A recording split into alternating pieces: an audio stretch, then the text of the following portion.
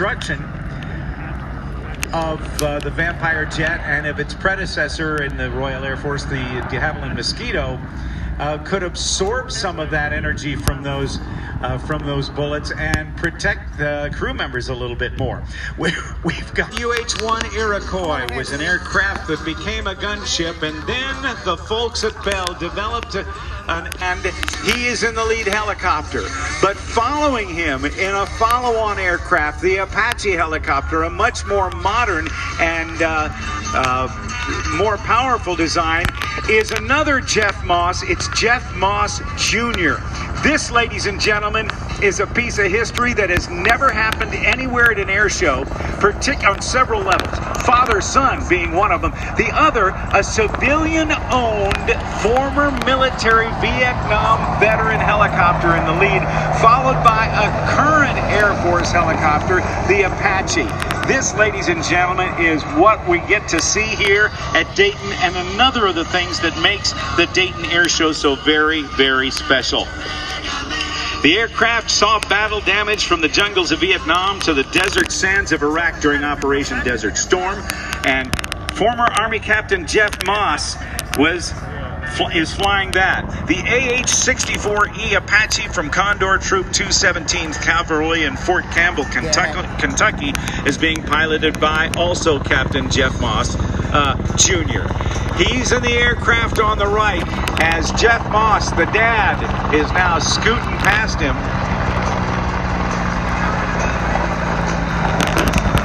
With a hard pull to the left, in the hover, Jeff Moss Jr.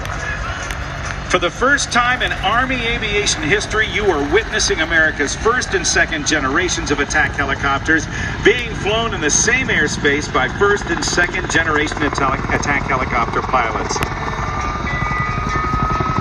Jeff Sr. is a Desert Storm veteran, has been flying Cobras for the Army Aviation Heritage Foundation and Flying Museum for over 20 years. And he started taking his son, Jeff Jr., to the Hampton, Georgia hangar where he was when he was around 8 years of age. And that inspiration that Jeff Jr. received from veteran members, enlisted and non-commissioned officers and commissioned officers, pilots, crew chiefs, and mechanics inspired Jeff Jr. to become an Army aviator. Jeff Moss Sr. on the left. Jeff Moss Jr. on the right. He has attended the Dayton Air Show most of his life with his dad.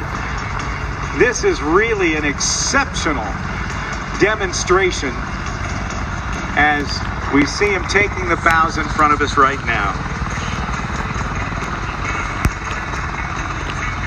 The Apache's going to take a bow now. Watch him. Nose comes up. And there's the bow. And if you're interested in getting a ride in one of the Army Aviation Heritage Foundation aircraft, either the Bell Iroquois, the Huey, that's $110. Now, since the Cobra on the left is only a two-seat aircraft, those rides are significantly more expensive at $625 for a ride. But I tell you, Danny Clisham, those sorts of opportunities that they don't present themselves very often, do they? Not very often at all.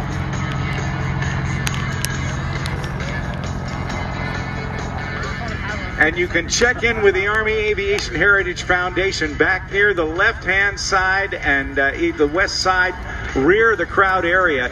With the exception of just a couple of times during the show, they will be giving rides throughout the course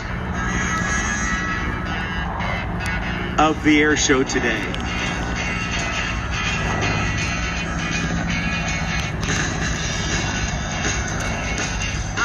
There are pictures in the family photo albums of Jeff Jr. standing next to the Cobra here in Dayton on static display.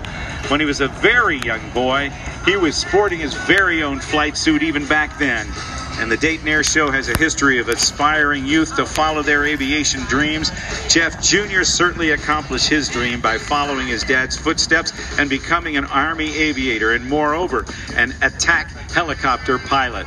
Wow, pretty cool stuff. Thanks, guys. Family fun. Healthcare is proud to be a major sponsor this weekend, offering CareFlight, the largest and fastest mobile fleet, and Miami Valley Hospital, the most experienced level 1 trauma center in the region. Premier Health, our care lives here.